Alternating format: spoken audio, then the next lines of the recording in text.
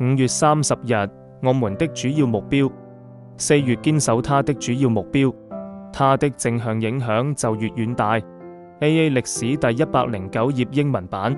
我懷着感激，回想我在護戒協會的早期歲月，以及那些充滿智慧與仁愛的先驅前輩，他們提醒我們不該偏離核心使命。這份主要目標就是向那些仍深陷痛苦折磨的逝走者傳遞清醒與希望的訊息。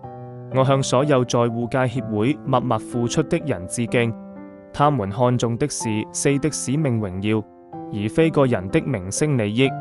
我必須時時牢記，我沒有操控其的權柄，只能始終謙卑仰望慈愛的上蒼，是他帶領AA 一路走向成功。